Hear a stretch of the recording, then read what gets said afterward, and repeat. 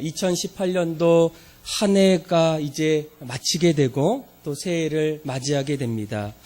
아마 올 한 해 동안 여러분들에게는 어떤 일들이 일어났습니까?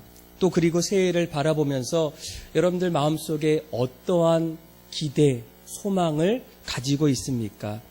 아마 많은 사람들이 한 해를 마감하고 새해를 준비할 때면 곳곳에서 새해 맞이 여러 가지 어떤 진풍경들이 일어납니다.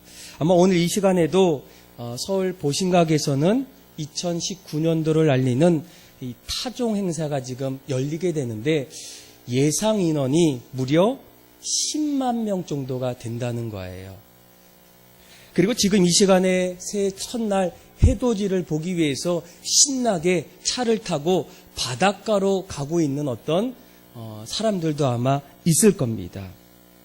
이런 모습 속에 이런 모습을 보다 보면 한 번 정도는 여러분들도 이런 생각을 한번 해봤을 거예요. 다른 나라 사람들도 송구영신, 새해가 되면 어떤 진풍경이 아마 일어날까. 그래서 제가 몇 가지 나라별로 좀 찾아봤어요. 그러니까 네덜란드에서는 새해 맞이할 때 수영대회가 열린다고 해요. 그래서 아침 일찍 그 수영장에 들어가면 지난 나쁜 기억을 말끔히 씻어내면서 다시금 새롭게 새해를 준비하는 그런 어떤 마음속에 수영대회가 곳곳에서 일어난다고 해요. 아마 우리나라에서 하게 되면 큰일 나겠죠. 그렇죠? 또 멕시코에서는 새해 전날 이 시간이죠. 이제 얼마 안 있으면 시계탑에서 12번의 그 시계 종소리가 울리게 돼요. 그러면 곳곳의 가정에서는 포도 12송이를 하나씩 먹으면서 그 12송이, 이 12개 알이 그 한 달을 얘기해요. 그래서 한 달의 마음속에 소망하는 것들을 함께 나누는 그런 어떤 문화가 있어요. 그리고 중국은 너무 넓어가지고 여러 가지 어떤 진풍경이 있는데 그 중에서 새해 첫날에 복이 이렇게 들어오기 때문에 이 복을 빼앗기지 않기 때문에 이 복이라는 이 글자를 거꾸로 걸어놓는 그런 어떤 새해 맞이 풍습이 있다는 거예요. 그리고 이 남아프리카 공화국, 여기는 조금 과격한 어떤 새해 풍습이 있어요. 이제 새해가 이제 어느 정도 다가오면 그동안 집안에 있었던 뭐 가전제품, 또 가구들 이런 것들을 다 이렇게 모아서 새해가 되면 이것을 다 부순대요. 그렇죠? 그래서 아마도 옛것을 하나하나 벗어버리고 새 것을 새롭게 준비하는 그런 어떤 맞이가 아닐까 이런 어떤 생각이 들게 돼요. 그래서 이 나라별로 보게 되면 새해를 준비하는 어떤 풍습들은 너무나 다릅니다. 그런데 그 풍습들을 하나하나 들여다보게 되면 한 가지 공통점을 찾을 수가 있어요. 어느 나라, 어느 민족 모두가 새해에는 더 살아나기를 원한다는 거예요. 지금보다도 어제보다도 새해만큼은 더 내 형편 또 내 어떤 삶이 더 좋아지기를 간절히 소망하는 마음에서부터 새해 맞이 행사를 준비한다는 겁니다. 가정이 더 살아나길 원하고 사업이 더 이전보다 더 잘 되길 원하고 또 내 믿음이 그 이전보다 더 성장하기를 원하는 그런 어떤 모습 속에서 새해 맞이가 계속적으로 세계 곳곳에서 일어나고 있다는 거예요. 아마 오늘 우리가 드리는 이 송구영신 예배에도 그런 어떤 맥락에서 그런 의미로 오는 거 아니겠습니까? 물론 우리가 송구영신 예배를 드린다는 것은 그 안에 몇 가지 의미들이 있어요. 올 한 해 동안 하나님께서 우리 가정과 내 삶에 베풀어 주셨던 그 은혜들을 돌아보고 감사하는 시간을 갖는 시간이 바로 송구영신 예배예요. 그래서 우리가 그동안 있었던 일들을 보게 되면 얼마나 많은 감사의 이유들이 많이 있습니까? 가정에서도 또 교회에서도 곳곳에서 이야기를 들여다보면 너무나 하나님 앞에 기뻐하고 좋았던 일들이 너무 많았을 거예요. 아마 이 시간은 하나님 앞에 우리에게 한 해 동안 베풀어 주셨던 그 은혜들 잊지 못하고 다시 한번 예배하며 경배하며 감사하는 시간이 바로 송구영신 예배예요. 그런데 또 한 가지 그 의미 속에는 우리가 이 예배를 통해서 하나님, 우리가 이 땅에서 하나님이 주신 그 은혜 속에 살아왔지만 그 은혜를 때로는 외면하고 하나님 앞에서 실수하고 하나님 뜻대로 살지 못했던 나의 연약함, 어리석음, 그런 어떤 잘못들을 회개하는 시간이 바로 이 시간이에요. 그래서 하나님 우리가 회개하고 난 이후에 우리 어떤 잘못들을 다 씻어버리고 난 이후에 새로운 새 시대에 새해에는 보다 더 좋은 모습으로 하나님과 함께하기를 원하는 간절한 마음에 아마 이 자리에 여러분들이 오셨을 거예요.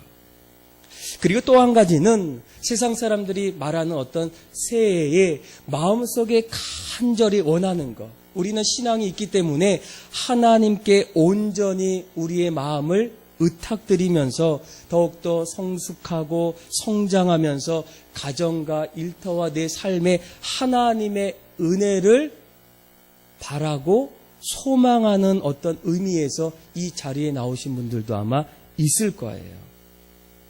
그래서 아마 여러분들에게 다시 한번 물어볼 때, 이 자리에 나올 때, 또 이제 새해를 하나하나 맞이할 때 여러분들의 마음속에는 어떤 기대와 소망의 마음을 가지고 이 자리에 나오셨습니까?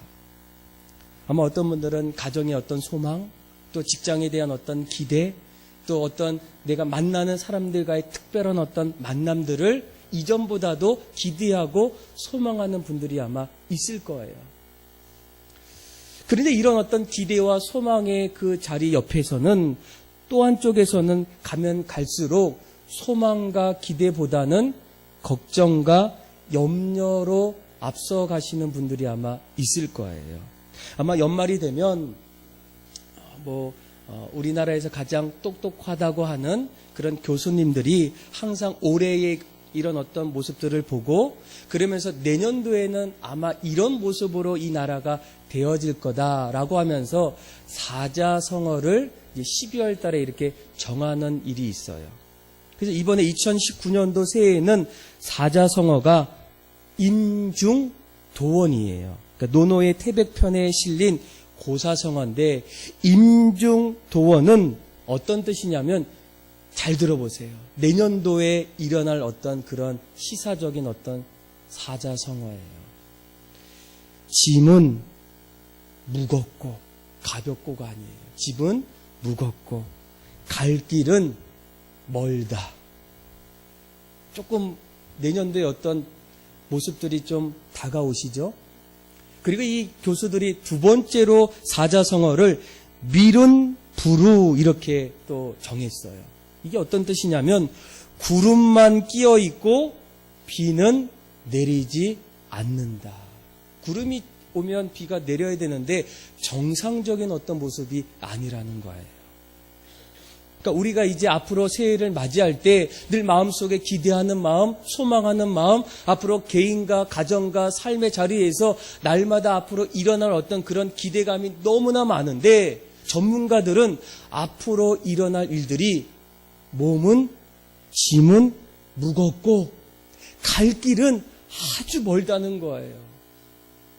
그리고 구름은 많이 있는데 더 이상 비가 오지 않는다는 거예요. 여러분 무엇을 뜻하고 있겠습니까? 희망보다는 소망보다는 오히려 걱정, 염려들이 점점 앞으로 우리가 맞이하는 새해의 가정에서 일터에서 또 만나는 사람들과의 어떤 관계 속에서 어쩌면 더 크게 일어날 수 있다는 거예요. 그런데 오늘 우리가 읽었던 이 에스겔 37장 말씀을 보게 되면 우리가 지금 현재 조금씩 걱정하고 염려하는 우리가 살고 있는 이 시대보다 오늘 성경에 나왔던 그 시대가 사실은 더 암울했고 어두웠고 희망을 찾아볼 수 없었던 그때가 바로 에스겔이 있었던 그 시대였다는 거예요. 그 시대에는 이스라엘이 나라를 빼앗겼어요. 자유라는 걸 찾아볼 수 없어요. 내 것이라는 게 없어요. 하고 싶은 것을 하고 싶은데 할 수 없었던 그 시대가 바로 에스겔이 활동하고 있었던 그 시대였어요. 그러니 여러분, 놀라운 것은 아무런 희망도 없었고 아무리 어떤 소망을 찾아봐도 찾아볼 수 없는 그 자리에, 그래서 날마다 하나님의 말씀 속에는 심판, 죄, 어둠, 그 다음에 용서하지 않는 모습들, 이런 어떤 것들이 끊임없이 나와요. 그런데 오늘 우리가 읽었던 말씀 5절과 6절 말씀에 지금까지 우리가 예상했던 어떤 모습과는 전혀 다른 어떤 소망의 메아리가 흘러가고 있어요. 무엇일까요? 너희가 살아나리라.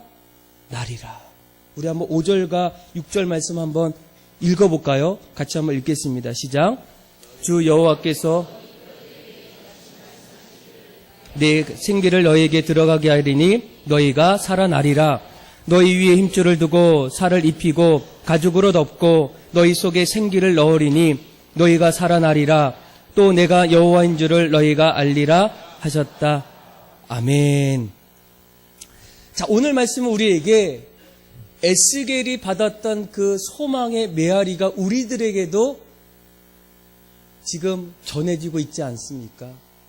정말로 어렵고 캄캄하고 소망이 없다고 했던 그때에도 갑자기 너희가 살아나리라. 길이 있다는 거예요. 소망이 있다는 거예요. 뭔가 우리가 찾아갈 수 있는 어떤 돌파구가 그 시대에도 있었다면 그 말씀을 통해서 오늘 이 시대가 점점 어려워지고 또 짐은 무거워지고 갈 길은 점점 멀어져가는 그 어떤 그 시대에 정말로 오늘 말씀을 통해서 우리에게도 어떤 희망의 소식은 도대체 어디 있을까? 어떤 마음을 가져야 우리에게도 다시금 어둠 속에서도 희망을 붙잡고 기대하고 소망을 가지고 새해를 준비할 수 있을까?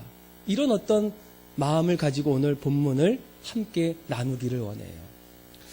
자, 우리 한번 1절에서 우리 2절의 말씀을 한번 읽어보겠습니다. 같이 한번 읽어볼까요? 시작. 여호와께서 권능으로 내게 임재하시고 그의 영으로 나를 데리고 가서 골짜기 가운데 두셨는데 거기 뼈가 가득하더라. 나를 그 뼈 사방으로 지나가게 하시기로 본즉 그 골짜기 지면에 뼈가 심이 많고 아주 말랐더라. 아멘. 자, 우리가 소망을 얻기 위해서 또 새해를 맞이할 때 여러분 가장 먼저 우리에게 필요한 것은 무엇이겠습니까? 사람은 오늘 우리가 읽었던 1절, 2절 말씀처럼 마른 뼈와 같은 자기의 실존을 깨달아야 한다는 거예요. 여러분 지금 1절과 2절 말씀을 잘 보시면 하나님께서 에스겔에게 환상을 주셨고 에스겔이 어디를 지나갑니까? 마른 뼈 골짜기를 지나가게 돼요. 그런데 그 모습을 조금 더 들여다보게 되면 그 골짜기에 너무나도 수많은 죽어있는 뼈들이 너무 그 안에 널려 있어요. 앙상한 뼈들이 있고 그 안에 어떤 해골 골짜기라는 그곳을 지금 에스겔이 지나가고 있다는 거예요. 여러분 우리가 5절과 6절 보면 하나님께서 너희가 살아나리라 이렇게 말씀하는데 그런 말씀 이전에 왜 에스겔과 이스라엘 백성들에게 이 처참한 마른 뼈 골짜기를 보여주셨을까? 거기에는 여러분 잘 생각해 보시면 한 가지 이유가 있다는 거예요. 만약 그 이스라엘 백성들이 자신들이 처해 있는 현실을 깨닫지 못하게 된다면 더 이상 하나님을 찾지도 구하지도 않는다는 거예요. 오늘날에도 마찬가지 아니겠습니까? 내가 내 어떤 현실을, 내 모습을 정확히 알지 못하면 그때까지는, 알 때까지는 어때요? 내가 정말로 똑똑하고 가진 것도 많고 잘나고 완벽한 존재라고 생각할 때가 많아요. 그런데 사실 우리 인간의 어떤 모습을 보게 되면 어떻습니까? 우리는 사실 연약한 존재예요.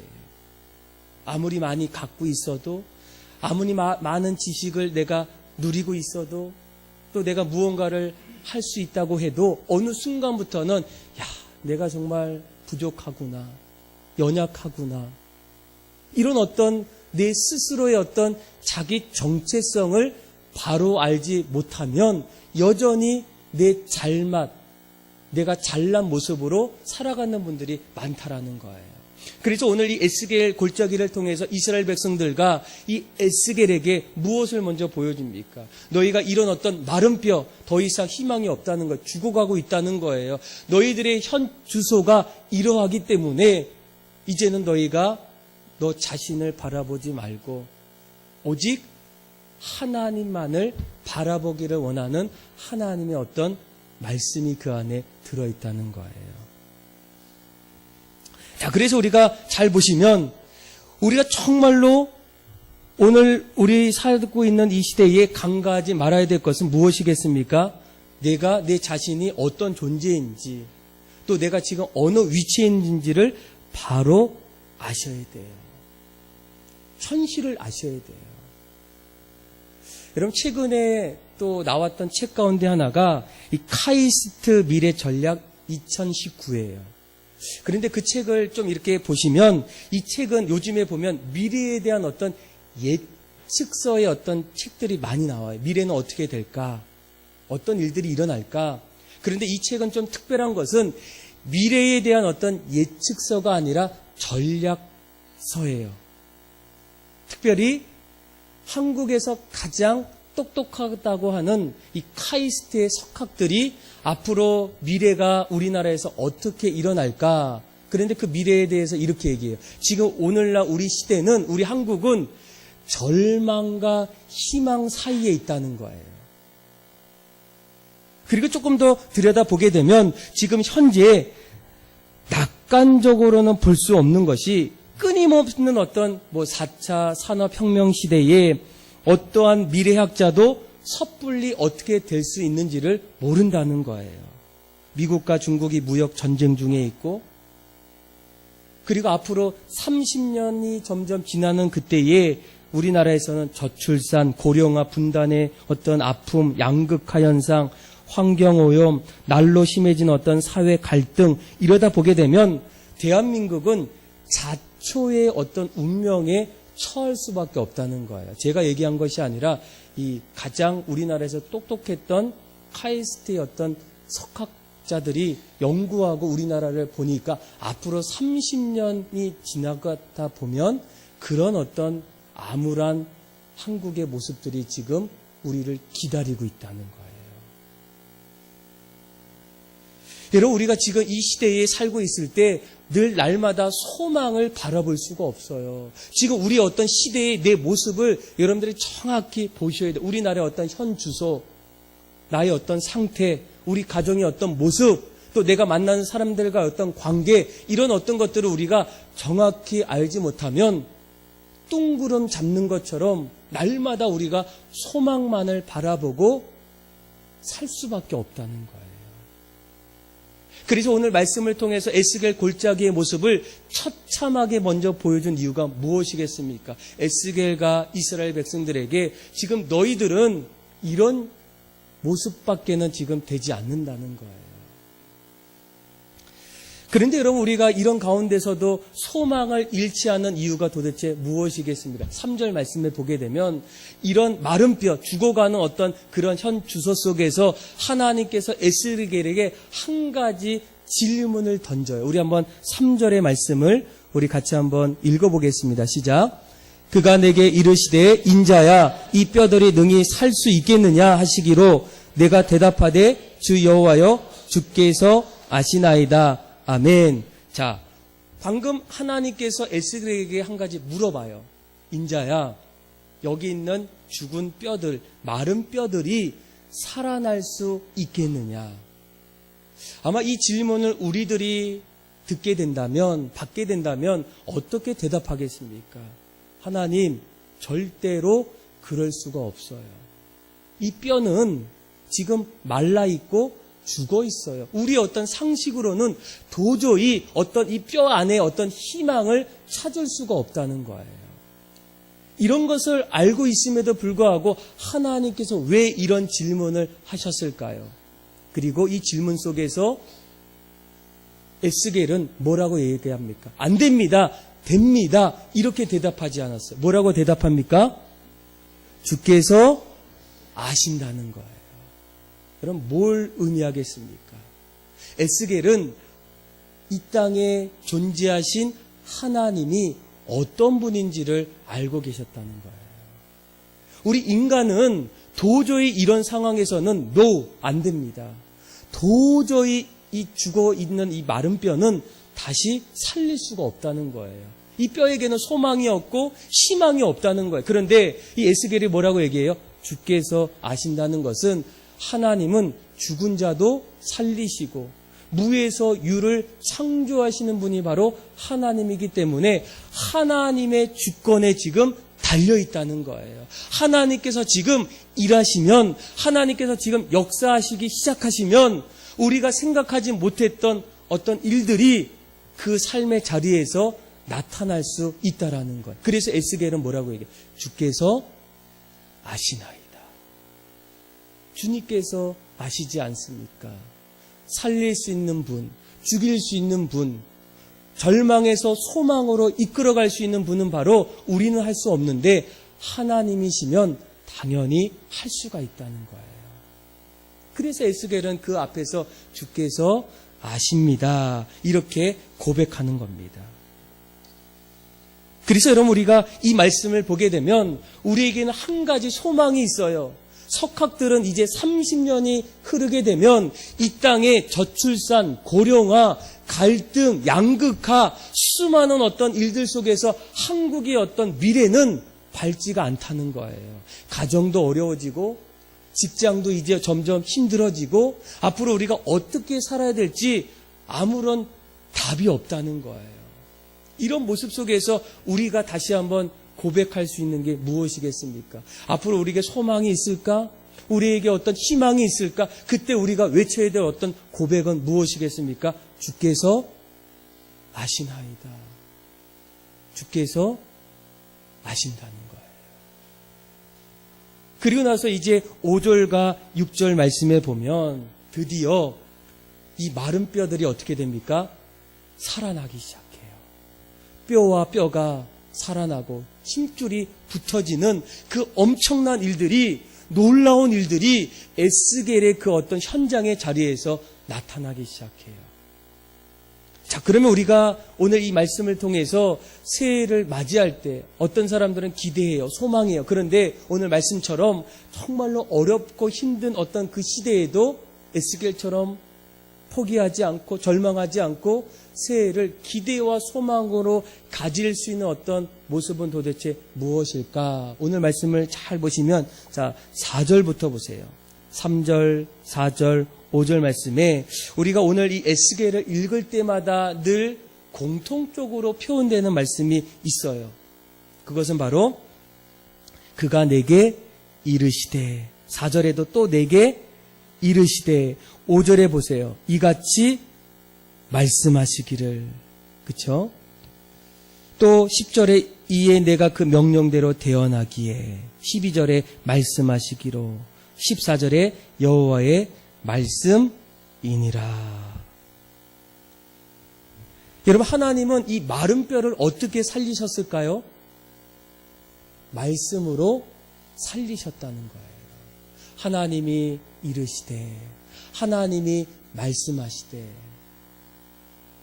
죽어가는 이 마른 뼈 앞에서 도저히 소망이 없는 그 자리에서 끊임없이 에스겔은 자기의 어떤 생각으로 사람들한테 외친 것이 아니라 하나님의 말씀을 듣고 하나님이 이르시되 이 마른 뼈야 살아나리라 이렇게 고백하고 말할 때, 그 말을 들을 때 그 뼈들이 점점 살아나는 일들이 나타난다는 거예요. 그래서 여러분, 하나님의 말씀이 있는 곳에는 절망이 사라지기 시작해요. 하나님이 함께 계시면 모든 어떤 저주들은 점점 물러갈 수 있다라는 거예요. 인간은 하나님 말씀을 어떻게 해야 됩니까? 가까이 해야 된다는 거예요. 우리가 새해를 맞이할 때 도대체 무엇을 마음에 품어야 될까? 어떤 것을 마음에 가지고 시작해야 될까? 여러분, 고민할 필요가 없다는 거예요. 하나님 말씀이 우리를 살릴 수가 있다는 거예요. 하나님이 이르시되, 그래서 이 아모스 선지자도 그 시대에 너무나 어려운 그때에 그 이유를 이렇게 얘기해. 잘 들어보세요. 주 여호와께서 가라사대 보라 날이 이를지라 내가 기근을 땅에 보내니니 양식이 없어 주림이 아니며 물이 없어 가람이 아니요 여호와의 말씀을 듣지 못한 기갈이라. 그러니까 그 시대에도 그때에도 이스라엘 백성들이 살 수 있는 가장 큰 어떤 소망의 어떤 비결은 하나님 말씀을 듣는 거예요.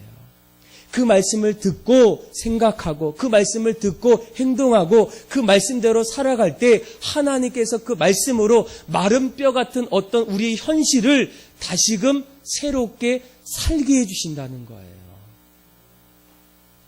그래서 여러분 우리가 새해에는 어떻습니까? 어떻게 해서든 정말 절망과 희망 사이에 지금 놓여 있는 우리가 다시금 새해에 소망을 갖고 희망을 갖고 다시 살아나기 위해서는 무엇이 필요합니까? 하나님 말씀을 들어야 돼요. 하나님 말씀대로 우리가 살아가야 돼요. 어떻게 해서든 우리의 모임이 말씀 안에서 같이 나누고 듣고 배우고 그리고 말씀대로 어떤 살려는 어떤 그런 처절한 어떤 몸부림이 일어날 때 우리 어떤 인생의 마른 뼈 같은 어떤 현실이 점점 오늘 말씀처럼 더욱더 살아나는 어떤 역사가 나타날 수 있다는 거예요. 여러분 우리가 정말 이 말씀을 어떻게 들을 수 있을까요? 가장 좋은 거는 여러분들이 앞으로 1년에 한 번씩 일독하는 거예요. 말씀을 혼자 보는 거예요. 또 뭐가 있을까요? 말씀의 자리에 여러분들이 나오셔야 돼요. 여러분들 가끔씩 드라마의 자리로 가시는 분들이 있죠. 내년도 새해부터는 드라마의 자리가 아니라 말씀의 자리로 오셔야 돼요. 그렇죠?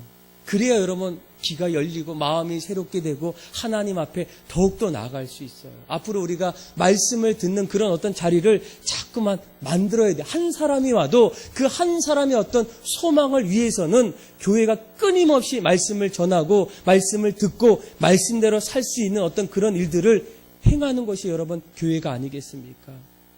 그래서 우리가 올해도 우리가 부흥사경에 어떤 분들은 얘기해요. 오늘날 같은 날 부흥사경에 부흥회가 웬 말입니까?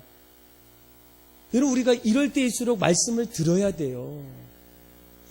내가 듣고 싶은 말씀이 아니라 하나님께서 들려주시는 더 살아날 수 있는 마른 뼈들이 다시금 생기가 돋아날 수 있는 그 말씀을 우리가 들어야만 이 말씀의 능력이 나타나고 그 안에서 우리 어떤 새 생명이 다시금 돋아날 수 있다라는 오늘 말씀도 뭐라고 얘기해요? 내가 너희에게 이르시되 하나님이 말씀하시되 너희가 어떻게 하라고요? 살아나리라. 그렇죠? 주의 말씀이 우리 안에 임할 때에 우리의 어떤 신앙의 모습들, 우리의 어떤 삶의 모습에 소망과 용기와 희망이 점점 나타난다는 거예요. 그래서 여러분들이 앞으로 어떻게 해서든 우리가 말씀을 공부할 수 있거나 들을 수 있거나 함께 나눌 수 있는 그런 어떤 자리가 있다면 여러분들이 반드시 그 자리에 가셔야 돼요. 끌려가서 듣는 게 아니라 찾아가셔야 돼요. 우리가 살기 위해서, 살아나기 위해서 여러분들의 어떤 가정이 살아나길 원치 않습니까? 직장의 삶이 더욱더 살아나기를 원치 않습니까? 내 어떤 현실이 마른 뼈처럼 점점 굳어져가는 그때에도 다시금 새해에는 소망을 가지고 살아나기를 간절히 원하고 있지 않습니까? 그때에는 하나님의 말씀을 어떻게 해야 한다고요? 들어야 돼요. 그 말씀이 들려올 때 너희가 다시 어떻게 한다고요? 살아나리라. 너희가 다시 살아날 수 있다는 거예요. 가정도 살아나고 여러분들의 믿음도 다시 살아나고 교회도 살아나고 이 나라와 민족도 다시금 살아날 수가 있다라는 거예요. 저는 여러분들이 말씀 올 새해에는 여러분들이 반드시 말씀을 들을 수 있는 자리, 배울 수 있는 자리, 나눌 수 있는 자리, 함께 할 수 있는 그런 어떤 말씀의 자리 앞에서 여러분들의 가정과 교회와 여러분들의 모든 삶이 말씀으로 살아나는 은혜가 넘쳐나기를 주님의 이름으로 축복합니다. 그리고 오늘 두 번째로 우리가 우리 어떤 인생의 소망을 얻고 살아나기 위해서는 또 한 가지 중요한 것이 있어요. 바로 새해에는 성령 충만하셔야 돼요. 여러분, 마른 뼈가 어떻게 살아났을까? 5절을 보세요. 우리 한번 5절을 한번 같이 한번 읽어볼까요? 시작. 주 여호와께서 이 뼈들에게 이같이 말씀하시기를 내가 생기를 너희에게 들어가게 하리니 너희가 살아나리라. 아멘. 자, 9절도 한번 보세요. 같이 한번 읽어봅시다. 시작. 또 내게 이르시되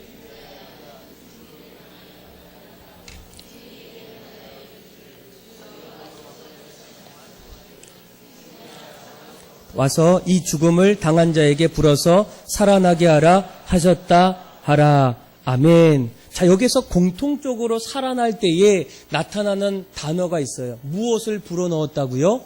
생기를 넣었다는 거예요. 그런데 이 생기는 원어로 보게 되면 루하후이에요. 루하후. 이게 뭐냐면 성령을 뜻해요. 그러니까 말씀이 임할 때에 그 안에 성령을 통해서 마른 뼈가 점점 살아나기 시작했다는 거예요.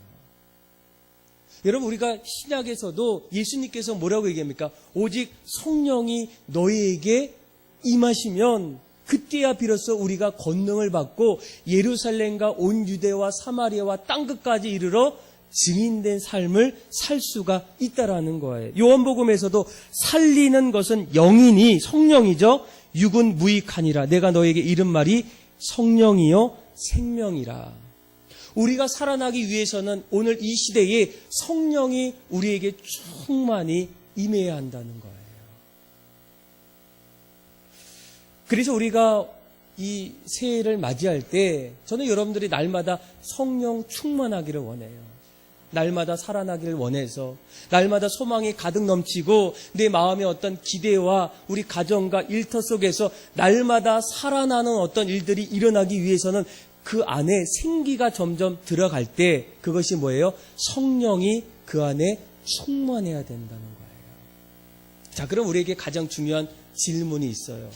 내가 성령 충만한 삶을 살려면 어떻게 해야 될까? 그러니까 몇 가지 이렇게 찾아보면 어떤 분이 이 성령 충만을 ready, 영어로 이제 ready 있어요. 한번 넘겨보세요. ready. 그래서 준비하는 거예요. 준비. 자, 이 ready의 첫 번째 R이 뭐냐면 repent예요. repent. 뭐예요? 회개. 그러니까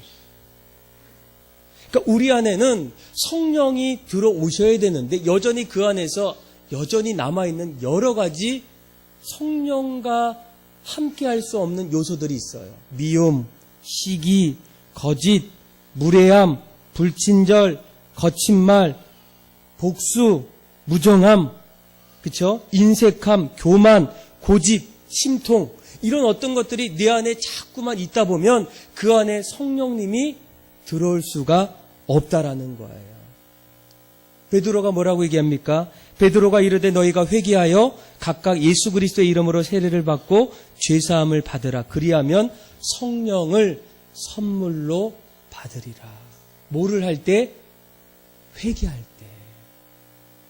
그러니까 우리가 성령 충만할 때 그러기 위해서는 회개하셔야 돼요. 날마다 회개해야 돼요. 우리의 죄를 하나님 앞에 고백하셔야 돼요. 왜 나는 성령 충만하지 않을까? 난 잘못한 게 없다는 거예요. 어떻게 잘못한 게 없겠습니까? 하나님 앞에서.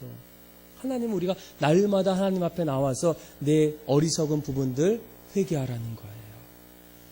자, 두 번째, 우리가 성령 충만하기 위해서는 이 ready의 이자 뭐예요? expect예요. 뭡니까? 갈망해야 돼요. 기대해야 돼요. 여러분, 우리 몸에는 목마름이 있습니다. 갈증이 있어요. 이 갈증이 있다 보면 어떻습니까? 목이 마르고 혓바닥이 깔깔해지고 두통이 생기고 또 현기증이 나요. 그런 어떤 현상이 일어나요. 쓰러지겠죠. 그런데 우리의 어떤 영적인 모습 속에도 영적인 갈증이 있어요. 이 갈증을 사실은 해소해야 돼요. 여러분들 갈증이 있을 때 어떻게 합니까? 어떻게 해서든 그 갈증을 이겨나가기 위해서 물이 어디 있을까? 음료수가 어디 있을까? 자꾸만 찾아다니지 않습니까? 우리에게도 어떤 성령에 대한 어떤 갈망함이 사실은 있어야 돼요. 그래서 하나님 앞에 날마다 내가 성령 충만한 마음에 대한 어떤 갈망함, 기대감, 이런 어떤 모습들이 반드시 우리 안에 있을 때 우리는 성령께서 우리에게 찾아오신다는 거예요. 자, 그리고 세 번째는 레디의 A예요. ask. 뭐예요? 구하는 것, 기도하는 거예요. 여러분, 예수님께서 우리에게 약속하셨어요. 너희가 악할지라도 좋은 것을 자식에게 줄 알거든. 하물며 너희 천부께서 구하는 자에게 무엇을 주시지 않느냐고요? 성령을 주시지 않겠느냐. 그러니까 우리가 기도하셔야 돼요. 하나님, 나에게 성령 충만하게 해주세요. 내 안에 하나님의 마음이 날마다 넘치게 해주세요. 내가 내 생각보다도 하나님의 생각으로 가득 넘치게 하나님 도와주세요. 우리가 이렇게 기도해야, 간절히 기도하셔야 돼요. 정말 우리 옛날에는 우리 믿음의 선배들이 어떻게 해요? 산에 올라가면 정말 기도하면서 나무 뿌리 하나 뽑고 내려온 어떤 심정으로 기도하셨어요. 그때는 정말 한국교회가 어떻습니까? 뜨겁고 날마다 성령 충만한 사람들이 너무 많았어요. 제가 알기로는 어떤 분이 기도원에 함께 갔는데 막 기도하다 보니까 마음이 뜨거운 거예요.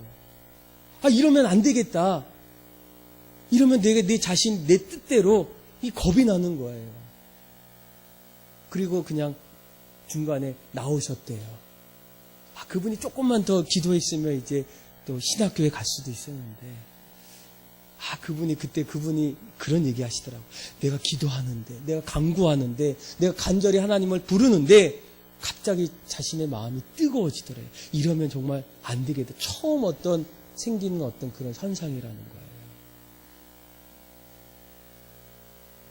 그래서 여러분들이 오늘 이 시간도 하나님, 우리가 성령으로 충만하길 원해요. 날마다 성령 충만하길 원해요. 그러면 어떻게 해야 돼요? 열심히 하나님 앞에 간절히 부르짖고 기도하셔야 돼요. 하나님, 나에게도 성령이 찾아오세요.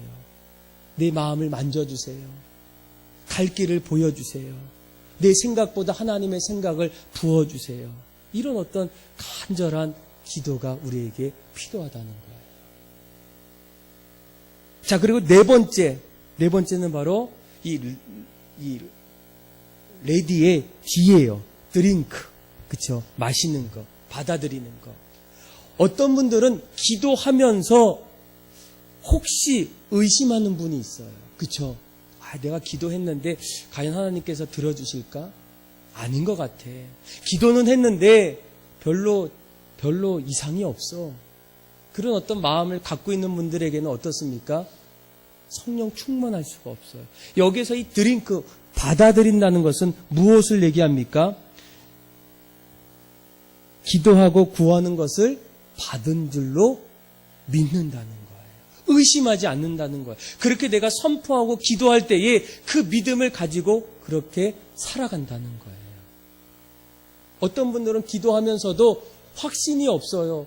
불안해해요. 의심해요. 하나님이 들어주실까? 하나님이 내 길을 열어주실까? 내가 기도했는데 어떻게 하나님께서 내 기도를 들어주셨을까?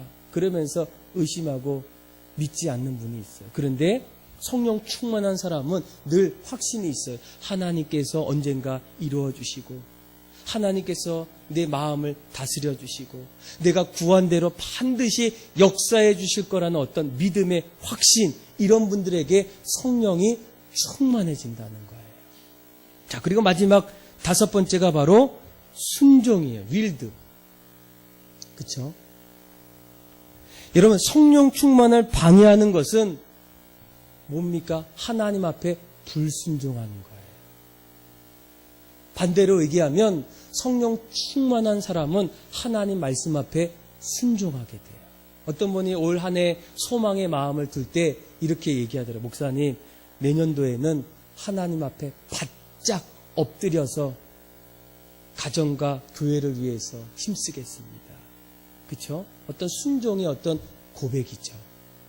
이런 분들에게 제가 볼 때에도 뭔가를 주고 싶을 때 하나님께서 그 어떤 고백을 보시면 성령으로 충만하지 않겠습니까?